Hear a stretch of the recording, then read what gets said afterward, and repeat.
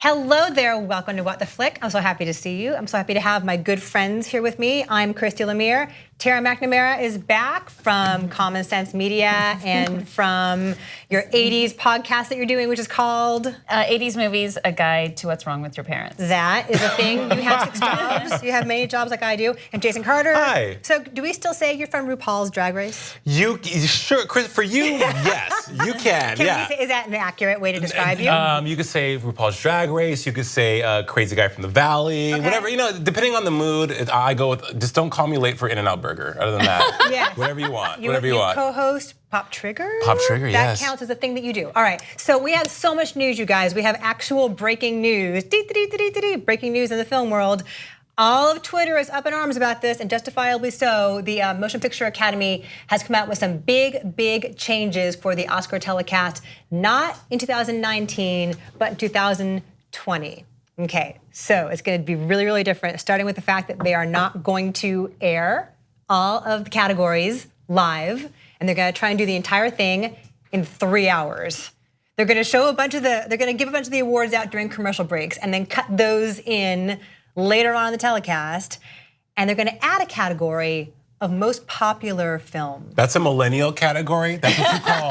That's what you call. Everyone gets a trophy for showing up to the movies. Okay, so you guys, I'm probably the anti about this, but the Oscars are boring for real. Like, listen, 3 hours of awards that really aren't why we're. It's like watching the Olympics. All you care about is swimming, track, basketball, and gymnastics, right? Figure skating. No. I mean, Summer Olympics. Summertime. Yeah, Winter Olympics, yes, Okay, figure skating. right. Same thing with the Oscars, though. It's like, you want to be entertained. The ratings haven't been as good as they used to be. People really aren't as interested in the Oscars anymore, right? So I think it's a good idea. All right, here's the counterpoint to that is the idea is that the Oscars are a show for they're just an awards show, and they're there to give out awards for people in the film industry, and then the network that airs it is just airing it, right? So once you start crossing the line, is this an awards show or is this entertainment? Like, what is the point of it? You should definitely have your song and dance numbers and things to keep it captivating. But if the idea is that this is a show where Hollywood rewards itself, right. then why are they being pushed by a TV audience who's really who shouldn't really be the primary purpose for it? Right, viewership is down. So this past year, can you name what won Best Picture this year? Shape of Water? Okay, so it took me a long time to rack my brain to remember that. I'm like, okay, I know it's not Call Me By Your Name. I know it wasn't Lady Bird or Get Out. I'm like, what won? But the fact that I couldn't remember just let you know how comparatively irrelevant the Oscars feel to a lot of people. But this past year, it was the lowest telecast on record. Only 26.5 million viewers tuned in. So they were trying to find ways to get people to tune in. That's a lot in the ratings world. I guess it is. But for a juggernaut like the Oscars, that's meh. And you make fantastic points about this is an award show to celebrate the craft of these people and the gift of cinema they've given to us. However, the Oscars is also a huge cash cow with millions upon millions of sponsors like Samsung, McDonald's. So I think if ABC or the Academy can find a way to give out the awards and still have entertaining, that's a win-win. Yeah, because at the end of the day, Disney wants to be profitable. I support the idea of them putting the less interesting awards. Lesser. like the craft She stuff. said it. Like sound, are you saying like sound to the mixing? to the general Best audience. gaffer. In the There's commercial. no best gaffer.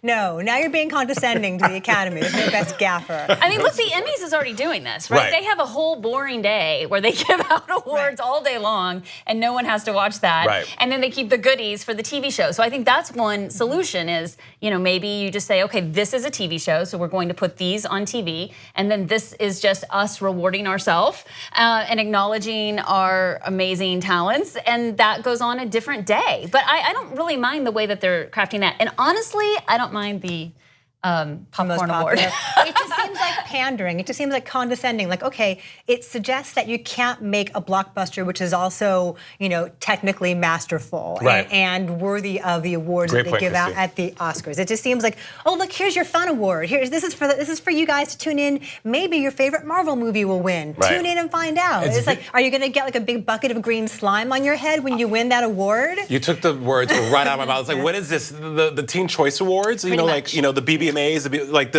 again, the Millennial Awards where everyone shows up and gets a trophy just for participating. It's sad. Anyway, we'll follow that as it comes along. Something else that people were on Twitter this past week was Kathleen Turner did this very candid and very revealing interview with Vulture. Go check it out. It is long. It's this wonderful Q&A they did with her where she is gossiping about men that tried to seduce her and fellow actresses whose career she's disdainful of, and how gross Donald Trump's handshake was.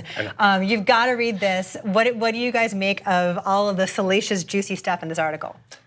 I love it. I love it. I mean, she's really salty, but I think that I think this is what happens, right? As people have power and they have celebrity and they have age where they don't care anymore. And so they're just willing to lay it all out, and it's fascinating. Fascinating is exactly the word that I would definitely attribute to this, because when I was reading it, I love Kathleen Turner. She was one of those 80s icons, Romancing the Stone, Jewel of the Nile, War of the Roses, fantastic actress. But for her to shade Elizabeth Taylor off top was like, okay. And then the candidacy, yes, I think there's something to be said about people when they become a certain age that they don't care. But also she was battling rheumatoid arthritis. And a lot of injustices were done to her because people didn't know what was wrong with her. She was labeled so many things that were unfair and that pretty much detracted from her talent. I read it twice because I wanted to make sure that I was fully present when I was reading. I was glad that she was able to stand in her truth and say, listen, this industry sucks.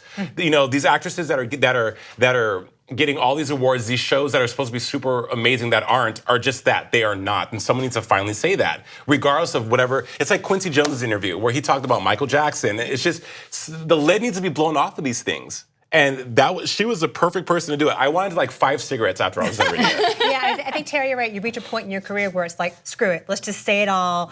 She is, not getting the ingenue role. She's not getting the kind of leading lady roles that she might have many years ago. And she's doing interesting media work where she chooses to. So why the hell not? One big juicy detail on this is that there is an actress that she kind of tools on. And in the article they say, the very famous Hollywood actress has played the same role for 20 years. She even looks pretty much the same. She's probably one of the richest women out there, but I would shoot myself if I were like that, only giving people what they expect. Who do you think she is talking about?